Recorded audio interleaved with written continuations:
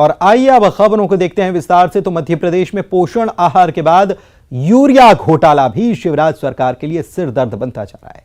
जबलपुर संभाग में किसानों को बांटने के लिए आए 1853 टन यूरिया में से 1019 टन यूरिया गायब होने पर सरकार ने सख्ती दिखाई। मुख्यमंत्री शिवराज सिंह चौहान ने आज सुबह आपात बैठक लेकर इस मामले में सीधे एफआईआर करने के निर्देश दिए। इसके बाद हरकत में आए प्रशासन ने जिले के 2 निजी गोदामों में छापा मारा और गायब हुआ सरकारी कोटे का यूरिया ढूंढ निकाला।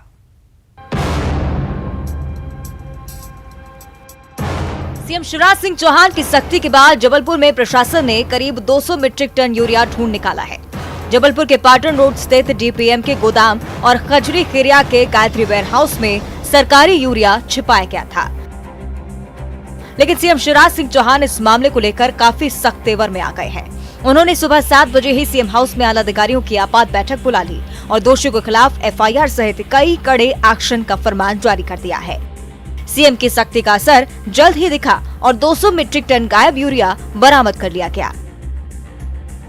आईजी बैठे हैं और एसपी बैठे, तत्काल एफआईआर करो और एफआईआर करके पकड़ो इनको। तो इसी एक्ट की धाराओं में इसमें एफआईआर होगी। बस मैं चाहता हूँ सख्त कार्रवाई हो और एग्जाम फिर बने। ये थोड़ी चलेगा कि जहां मर गया वहां खाद भेज दिया। इस समय जब खाद की जरूरत है किसान परेशान हो। ये नहीं चलेगा कि इनके कारण अफरा तफरी मच जाए। भैया ये जो आवंटित किया था इनको 70 और 30, इसका पालन करने के लिए बाध्य थे कि नहीं। जबलपुर में 2666 मीट्रिक टन यूरिया आया था, जिसमें सरकार को 1853 यूरिया आवंटित किया गया। सिस्टम के तहत 1853 मीट्रिक टन यूरिया सरकारी एजेंसी के जरिए किसानों को रियायती दामों पर मिला था। लेकिन करप्शन की वजह से 1019 मीट्रिक टन यूरिया निजी गोदामों में पहुंच गया, ताकि ओपन मार्केट में मनमानी कीमतों पर इसे बेचा जा सके। अब इस पूरे मामले में urea handling agency Shyam Kribhco पर एफआईआर की तलवार लटक रही है। लोगों ने 25 तारीख को यहाँ का कार्यक्रम जारी कर दिया था। करने के बाद जो है फिर हम लोगों ने जो है उसका फॉलोअप किया, पता लगाया कि इसमें मटेरियल, कई लोग पेपर में न्यूज़ में आने लगा कि इसमें मटेरियल नहीं गया। तो इसके लिए हम लोगों ने अभी एक आदेश जारी कर दिया है। नहीं, हमने जो है वो जो 70% हमको मिलता है मार्केट को, उसमें 1853 मीट्रिक टन का जो हमको एलोकेशन था, तो 1853 का हमने कार्यक्रम जारी किया हुआ है। नहीं, मिसिंग का भी नहीं। हम तो अभी जब हमको पूरी रिपोर्ट आ जाए, तब लिखित में आ जाए, तो हम बता पाएंगे उसको, क्योंकि कितनी मिसिंग हुई है, एग्जैक्ट जो है पोजीशन जब आएगा सभी जिलेवार, तो ही बता पाएंगे, लिखित में आ जाए। हालांकि अभी भी पूरा यूरिया नहीं मिला है, लेकिन जिस तरह सीएम की फटकार के चंद घंटों में 200 मीट्रिक टन यूरिया मिल गया, उम्मीद है बाकी यूरिया भी जल्द ही मिल जाएगा। लेकिन इस मामले के सामने आने के बाद अंदाजा लगाया जा सकता है कि किसानों को खाद की किल्लत क्यों होती है। उधर पोषण आहार की कैग रिपोर्ट पर मचे बवाल के बीच यूरिया घोटाला सामने आने के बाद विपक्ष भी काफी हमलावर है। पूर्व सीएम कमलनाथ लगातार सरकार पर हमला बोल रहे हैं। चुनावों के ऐन पहले करप्शन के ऐसे मामले में विपक्ष के लिए एक बड़ा मुद्दा है, तो सरकार के लिए गले की फांसी। करीब 3 करोड़ से अधिक कीमत के सरकारी यूरिया गायब होने के मामले में आज सुबह ही सीएम शिवराज सिंह चौहान ने एक्शन लेते हुए अधिकारियों की क्लास ली थी और कुछ घंटों में ही उसके परिणाम सामने आने लगे हैं। अधिकारी भी मुस्तैदी के साथ एक्शन में। जांच दल ने विभिन्न गोदामों का दौरा जो है किया था। जबलपुर में आरछा में भी जो टीम है वो गई थी। इसके अलावा खजरी खिरिया बाईपास के भी एक गोदाम में सरकारी जो गायब हुआ, हम जैसे कह रहे हैं गायब हुआ जो यूरिया है, वो बड़ी मात्रा में मिला है, जिन्हें संबंधित जिलों में भेजा जा रहा है। कैमरा पर्सन वीरेंद्र मिश्रा के साथ प्रतीक अवस्थी, न्यूज़ 18 जबलपुर। मध्य प्रदेश में ईसाई धर्म गुरु के घर पर ईओडब्ल्यू के छापे के बाद जांच का सबसे बड़ा मुद्दा यह बन चुका है कि क्या हेरफेर से हासिल करोड़ों की काली कमाई का इस्तेमाल धर्मांतरण जैसे गैर कानूनी काम के लिए किया जा रहा था। खुद मुख्यमंत्री ने इसे लेकर ईओडब्ल्यू को जांच के निर्देश दे दिए हैं।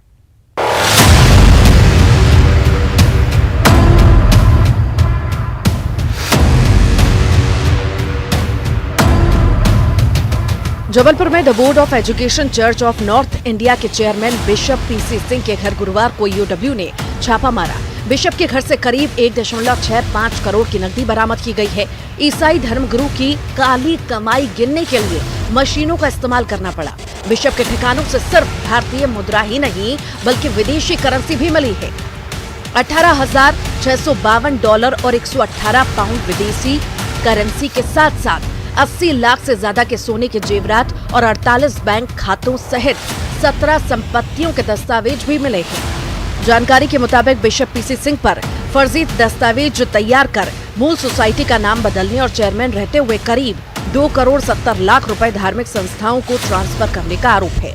जांच में ये भी बात सामने आई है कि the board of education church of north India को बतौर ट्रस्ट सरकार से जमीनें अलॉट की गई थी, लेकिन ट्रस्ट ने शर्तों के खिलाफ जाकर जमीनों का व्यावसायिक इस्तेमाल किया। इस मामले में सरकार की सबसे बड़ी चिंता धर्मांतरण कनेक्शन की है। सीएम शिवराज ने ईओडब्ल्यू अधिकारियों को ये पता लगाने के निर्देश दिए हैं कि क्या बिशप पीसी सिंह और ट्रस्ट के जरिए हेराफेरी के पैसों का इस्तेमाल धर्मांतरण के लिए किया गया। हमने तय किया है राज्य शासन ने कि इस पूरे छापेमारी में प्राप्त दस्तावेजों के आधार पर जो प्राप्त धन हुआ है उसका उपयोग कहीं गैरकानूनी कामों में तो नहीं किया जा रहा। धर्मांतरण और अन्य गैरकानूनी काम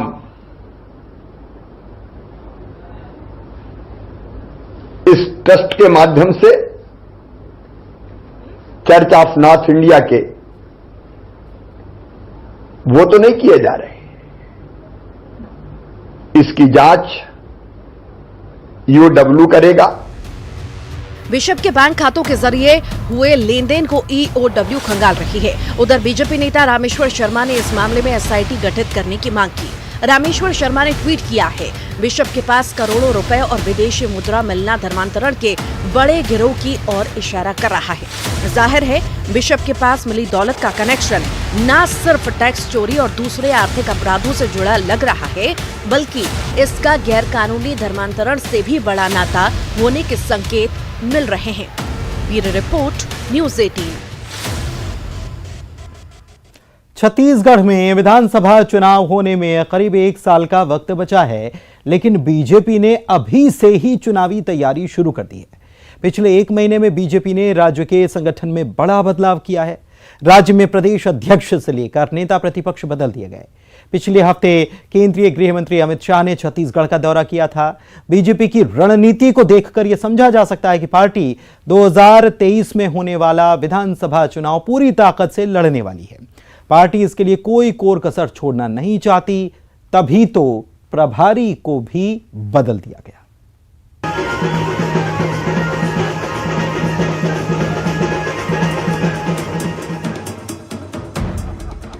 छत्तीसगढ़ बीजेपी ने पुराने चेहरों में बदलाव के साथ मिशन 2023 का जो आगाज किया था, उसका असर शुक्रवार को नजर भी आया।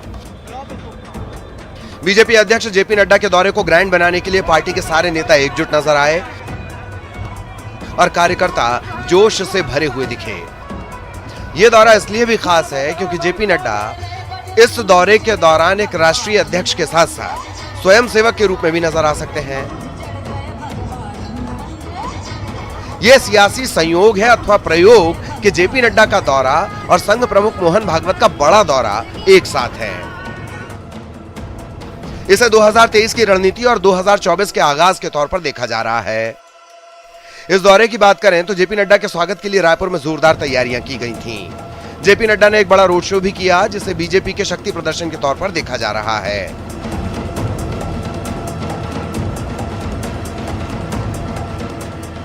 बीजेपी के राष्ट्रीय अध्यक्ष जेपी नड्डा ने रायपुर के साइंस कॉलेज मैदान में विशाल कार्यकर्ता सम्मेलन को संबोधित किया और जीत का मंत्र दिया। जेपी नड्डा के इस भाषण को काफी अहम माना जा रहा है। विकास की दृष्टि से बहुत से काम हम लोगों ने किए हैं।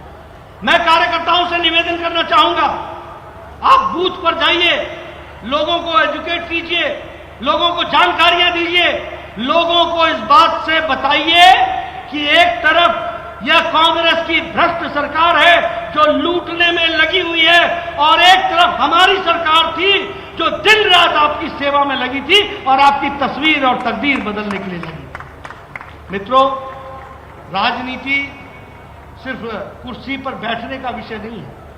राजनीति गद्दी पर अड्डा जमाने का विषय नहीं है। राजनीति सेवा के भाव से है, और भारतीय जनता पार्टी के लिए सेवा करना ही हमारा लक्ष्य है। सत्ता माध्यम हो सकता है, सेवा हमारा लक्ष्य है और सेवा करते हुए लोगों को आगे बढ़ाना यही हमारा लक्ष्य है। कुर्सी हमारा लक्ष्य नहीं है, कुर्सी हमारा माध्यम हो। जेपी नड्डा के छत्तीसगढ़ दौरे को लेकर राजनीतिक गलियारों में काफी हलचल है। बीजेपी भी छत्तीसगढ़ में 2023 विधानसभा चुनाव के मूड में नजर आ रही है। एक के बाद एक बड़े आयोजन किए जा रहे हैं। अगस्त में बेरोजगारी के खिलाफ बीजेपी ने बड़ा प्रदर्शन किया था और अब जेपी नड्डा का बड़ा दौरा। इतना ही नहीं, रायपुर में 10 से 12 सितंबर तक संघ की बड़ी बैठक भी हो रही है। इसमें संघ प्रमुख मोहन भागवत के साथ साथ जेपी नड्डा भी शामिल हो रहे हैं। उधर कांग्रेस भले ही इस दौरे से खुद को अप्रभावित दिखाने की कोशिश कर रही हो, लेकिन जानकारों का मानना है कि अंदर खाने कांग्रेस भी इस रणनीति की काट निकालने की फिराक में है, क्योंकि नड्डा न सिर्फ छत्तीसगढ़ के प्रभारी रहे हैं, बल्कि बतौर राष्ट्रीय अध्यक्ष पार्टी को सत्ता दिलाने का उनका ट्रैक रिकॉर्ड जबरदस्त है। साथ ही अजय जामवाल और शिव प्रकाश जमीनी तौर पर पार्टी को मजबूत करने के एक्सपर्ट माने जाते हैं। Bureau report, news 18 Raipur. और चलिए बढ़ते हैं आगे। आज छत्तीसगढ़ में मुख्यमंत्री भूपेश बघेल ने प्रदेश को 2 और जिलों की सौगात दी है। अब 2 नए जिले मनेन्द्रगढ़, चिरमिरी, भरतपुर ये एक जिला हुआ और सक्ती ये जिले अस्तित्व में आ गए हैं। सक्ती 33वें जिले के रूप में अस्तित्व में आया। इसी के साथ राज्य में कुल जिलों की संख्या बढ़कर 33 हो गई है।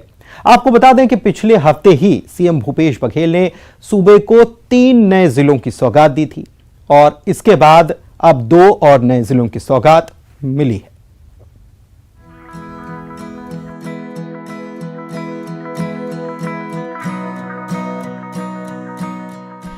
शुक्रवार को सीएम भूपेश बघेल के हाथों एक साथ 2 नए जिलों की सौगात छत्तीसगढ़ को मिली। राज्य के 32 जिले के रूप में मनेन्द्रगढ़, चिरमिरी, भरतपुर अस्तित्व में आया, जबकि 33वां जिला बना सक्ती। इससे पहले 2 सितंबर को सीएम भूपेश बघेल ने मोहला, बानपुर, अंबागढ़, चौकी को नया जिला बनाया था, जबकि 3 सितंबर को सारंगढ़, बिलाईगढ़ और खैरागढ़, छुईखदान, गंडई जिसे अस्तित्व में आए थे। 2 से 9 सितंबर के बीच अस्तित्व में आए 5 नए जिलों के साथ अब छत्तीसगढ़ में कुल जिलों की संख्या 33 पर पहुंच गई है। मनेन्द्रगढ़, चिरमिरी, भरतपुर जिले के उद्घाटन के मौके पर सीएम भूपेश बघेल ने मनेन्द्रगढ़ में एक रोड शो भी किया। इस दौरान उनका स्वागत करने के लिए लोगों की भीड़ उमड़ पड़ी। नए जिले की शुरुआत के मौके पर करोड़ों के विकास कार्यों की सौगात भी मिली। मनेन्द्रगढ़, चिरमिरी, भरतपुर के बाद 33वें जिले के रूप में अस्तित्व में आया सक्ती। ये जिला जांजगीर चांपा से अलग होकर बनाया गया है। नए जिले की कुल जनसंख्या 6,47,254 है और क्षेत्रफल 1,51,976 हेक्टेयर है। सक्ती जिले में सब डिवीजन की संख्या 2 है, जिनका नाम सक्ती और डबरा है। वहीं इस जिले में कुल तहसीलों की संख्या 5 है। नए जिलों की सौगात देते हुए मुख्यमंत्री भूपेश बघेल ने कहा कि इससे विकास में तेजी आएगी। छत्तीसगढ़ राज्य बनी, सुगर छत्तीसगढ़ बनी। अब भैया हम सब मिल के सपना देखें गढ़बो नवा छत्तीसगढ़। गढ़बो नवा छत्तीसगढ़ में हमार जैन विकास के इकाई है तेन व्यक्ति है। व्यक्ति हमारे 2,85,00,000 हमारे छत्तीसगढ़ के जनता और ओकर विकास बर हर योजना। कोरिया जिले से अलग होकर मनेन्द्रगढ़, चिरमिरी, भरतपुर और जांजगीर चांपा से अलग होकर सक्ती नए प्रशासनिक इकाई के रूप में उभरेंगे। लोगों को उम्मीद है कि अलग जिला बनने से वहां जल्द विकास होगा। नवगठित जिलों के शुभारंभ के मौके पर वहां के क्षेत्रवासियों के चेहरे पर अपनी बरसों पुरानी मांग का पूरा होने का उत्साह दिखाई दिया। इन नए जिलों के बन जाने से शासन प्रशासन की लोगों तक पहुंच और मजबूत होगी, जिससे इन क्षेत्रों में विकास कामों को तेज गति मिलेगी। Bureau report, news 18। श्योपुर के कुनो राष्ट्रीय अभयारण्य में चीतों के स्वागत की तैयारी तेज है। 17 सितंबर को इस सेंचुरी को अफ्रीका से चीते लाए जाएंगे और यहां छोड़े जाएंगे। खास बात यह है कि इस दिन खुद प्रधानमंत्री भी कुनो आ रहे हैं। 17 सितंबर को प्रधानमंत्री का जन्मदिन है और अपने जन्मदिन पर वो न सिर्फ मध्य प्रदेश को बल्कि पूरे देश को एक बड़ी सौगात देने वाले हैं।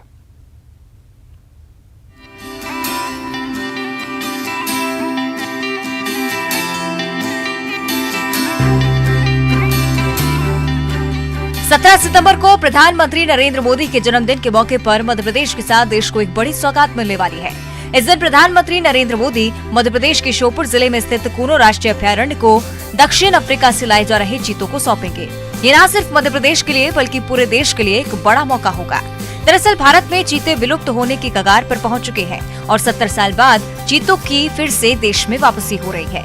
1952 में भारत में चीता विलुप्त घोषित कर दिया गया था। इसके बाद लंबे वक्त तक इस ओर कोई उम्मीद नहीं दिखाई दी। साल 2009 में चीता पुनर्स्थापना के लिए केंद्र और राज्य सरकार के साथ अंतर्राष्ट्रीय चीता एक्सपर्ट के बीच बातचीत हुई।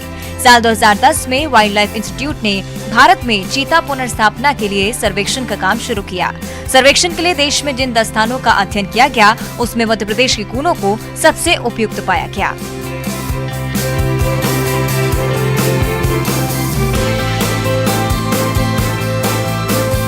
सत्रह सितंबर को पीएम मोदी के जन्मदिन के मौके पर कूनो में चीतों को लाया जाएगा।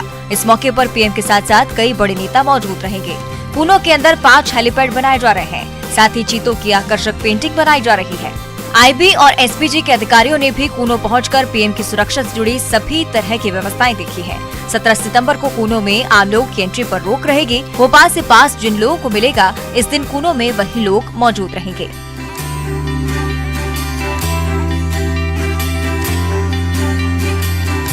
2009 में चीता लाने की कोशिश शुरू हुई थी, जो पूरी होने जा रही है। कूनो अभयारण्य के 750 वर्ग किलोमीटर एरिया को करीब 2 दर्जन चीतों के रहने के लिए उपयुक्त पाया गया है। इसके साथ ही श्योपुर और शिवपुरी जिले का करीब 3000 किलोमीटर एरिया चीतों के रहने के लिए उपयुक्त है। चीतों को बसाने से पहले कूनो अभयारण्य से लगे हुए गाँव में जानवरों का टीकाकरण किया जा चुका है। नरसिंहगढ़ से चीतल लाकर कूनो में छोड़े गए हैं। एक्सपर्ट्स के मुताबिक कूनो में शिकार का घनत्व चीतों के लिए पर्याप्त है। सबसे पहले चीतों को 2-3 हफ्ते तक छोटे छोटे अलग अलग बाड़ों में रखा जाएगा। 1 महीने बाद बड़े बाड़ों में भेजा जाएगा। बड़े बाड़ों में चीतों का व्यवहार देखा जाएगा और अगर सब कुछ ठीक रहा तो फिर उन्हें खुले जंगल में छोड़ दिया जाएगा। Bureau report, news 18 Sheopur. Madhya Pradesh के लाल का कमाल जारी है। रेसलिंग से एक्टिंग तक हर जगह कामयाबी के झंडे गाड़ रहा है मध्य प्रदेश के डबरा जिले की माटी का लाल। जी हां, हम बात कर रहे हैं सौरव गुर्जर की। अमिताभ बच्चन, रणबीर कपूर, आलिया भट्ट और नागार्जुन जैसे बड़े स्टार्स की फिल्म ब्रह्मास्त्र में लीड विलन का किरदार सौरव गुर्जर ने निभाया है। जाहिर है सौरव की इस फिल्म को लेकर ग्वालियर, चंबल में ही नहीं बल्कि पूरे मध्य प्रदेश में उत्साह है। लंबे इंतजार के बाद ब्रह्मास्त्र सिनेमाघरों में आ गई है। बेहतरीन विजुअल इफेक्ट से भरी इस फिल्म के रिलीज के पहले दिन सिनेमा हॉलों में दर्शकों की भीड़ उमड़ी। लेकिन आज चर्चा फिल्म की नहीं बल्कि ब्रह्मास्त्र के लीड विलन की, जो असल में मध्य प्रदेश का हीरो है। इस मल्टी स्टारर फिल्म में मेन विलन की भूमिका में है सौरव गुर्जर, जो इससे पहले महाभारत और संकट मोचन महाबली हनुमान जैसे सीरियल में अपने अभिनय का लोहा मनवा चुके हैं। खास बात यह है कि सौरव गुर्जर सिर्फ एक्टर नहीं बल्कि एक रेसलर भी हैं। WWE जैसे अंतर्राष्ट्रीय रेसलिंग गेम में अपनी ताकत का दम सौरव दिखा चुके हैं। WWE में बहुत ही सीमित संख्या में भारतीय खिलाड़ी अपनी जगह बना पाए, जिनमें खली का नाम सबसे ज्यादा प्रसिद्ध है।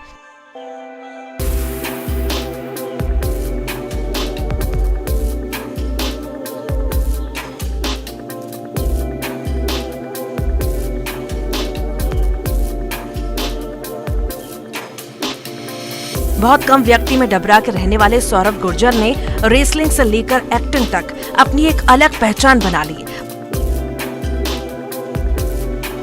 ब्रह्मास्त्र में वो अमिताभ बच्चन, रणबीर कपूर जैसे बड़े कलाकारों के खिलाफ लीड विलन की भूमिका निभा रहे हैं। बता दें कि आलिया और रणबीर की यह फिल्म ब्रह्मास्त्र का पार्ट 1 है, जिसके बाद इस फिल्म का एक और पार्ट भी रिलीज किया जाएगा। करीब 400 करोड़ रुपए से भी ज्यादा के बजट में बनी ब्रह्मास्त्र भाग 1 शिव सबसे महंगी भारतीय फिल्मों में से एक है।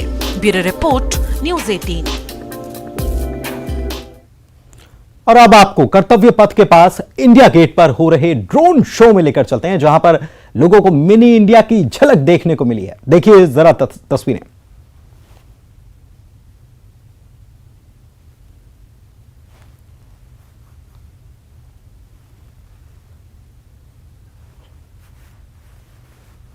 कल ही कर्तव्य पथ का शुभारंभ प्रधानमंत्री के हाथों हुआ है।